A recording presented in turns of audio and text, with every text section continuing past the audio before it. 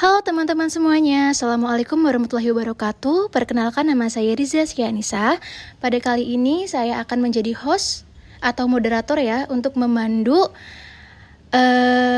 akan berbincang-bincang mengenai hal-hal yang akan dibahas, yaitu mengenai entitas dan identitas sebagai dasar bangsa Indonesia. Nah, pada kali ini kita akan kedatangan narasumber ya, dua narasumber, yaitu ada Mbak Widya dan ada Mbak Ropitasari. Nah, nanti kita akan berkenalan dulu. Yuk, yang pertama ada Mbak Widya. Halo, saya Widya Noviani dan teman saya. Halo, saya Ropitasari. Nah, sudah cukup ya perkenalannya. Pada kali ini kita akan membahas tadi yang sudah saya katakan ya, tentang identitas dan entitas. Nah, mulai dari Mbak Widya nih, saya ingin bertanya. Nah, yang Mbak Widya tahu mengenai Pancasila sebagai entitas dan identitas bangsa Indonesia itu apa sih? Coba dong jelasin biar teman-teman yang lainnya tuh pada tahu entitas itu seperti apa, identitas itu seperti apa. Baik, Mbak Riza, terima kasih atas waktunya. Di sini saya akan menjawab tentang pertanyaan dari Mbak Riza, apa yang dimaksud dengan Pancasila sebagai identitas dan entitas bangsa Indonesia.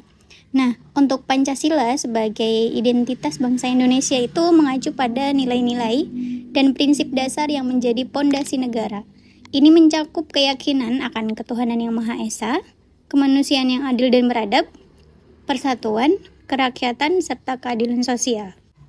Pancasila memainkan peran penting dalam membentuk identitas kolektif bangsa Indonesia, mencerminkan semangat persatuan dalam keberagaman dan mengarah pada karakteristik unik dari masyarakat Indonesia.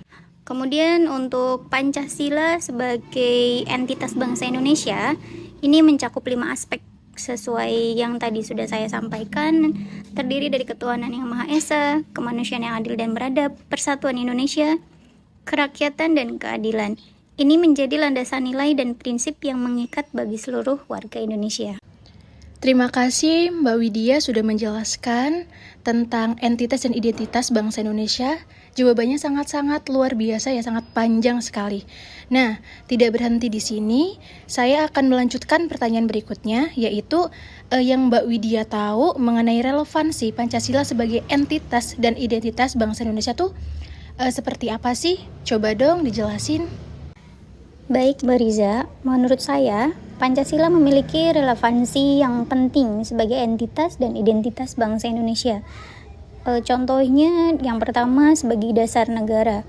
Sebagai entitas, Pancasila adalah dasar negara Indonesia. Ini menetapkan fondasi hukum dan normatif untuk sistem pemerintahan dan kehidupan masyarakat. Yang kedua ada perekat bangsa. Pancasila berperan sebagai perekat yang mengikat beragam suku, agama, dan budaya di Indonesia. Nilai-nilai Pancasila ini mempromosikan persatuan dalam keberagaman, menciptakan identitas nasional yang kedua. Mohon maaf ya. Yang kedua ada perekat bangsa. Pancasila berperan sebagai perekat yang mengikat beragam suku, agama, dan budaya di Indonesia. Nilai-nilai Pancasila ini mempromosikan persatuan dalam keberagaman, menciptakan identitas nasional yang kuat. Dan terakhir ada panduan moral. Sebagai identitas, Pancasila memberikan panduan moral bagi warga negara. Nilai-nilainya mencerminkan prinsip keadilan, kemanusiaan, dan persatuan yang harus dijunjung tinggi dalam kehidupan sehari-hari. Terima kasih Mbak Widya atas penjelasannya. Dari pertanyaan saya yang kedua ya, selanjutnya akan dilanjutkan oleh narasumber yang kedua, yaitu Mbak Ropitasari. Saya mau tanya nih Mbak, yang pertanyaan ketiga ya. Nah, apa sih perwujudan profil pelajar Pancasila atau yang kita kenal tuh sebagai P3 ya? Pada pendidikan yang berpihak pada peserta didik dalam pendidikan abad 21. Coba nih jelasin biar teman-teman yang lainnya tahu. Baik, terima kasih Mbak Riza atas pertanyaannya. Pada konteks pendidikan abad 21, profil pelajar Pancasila memiliki beberapa aspek, yaitu yang pertama itu ada keterampilan berpikir kritis.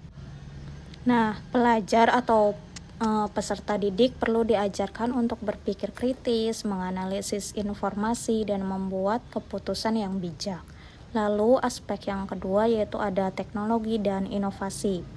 Pendidikan abad ke-21 harus memasukkan teknologi dan inovasi dalam pembelajaran untuk mempersiapkan pelajar menghadapi tantangan global dan revolusi industri 4.0.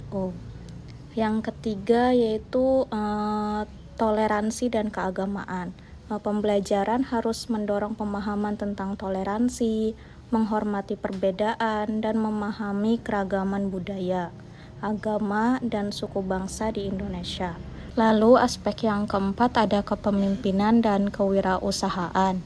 Pendidikan abad ke-21 harus menciptakan peluang bagi pelajar untuk mengembangkan keterampilan kepemimpinan, kewirausahaan, dan kreativitas.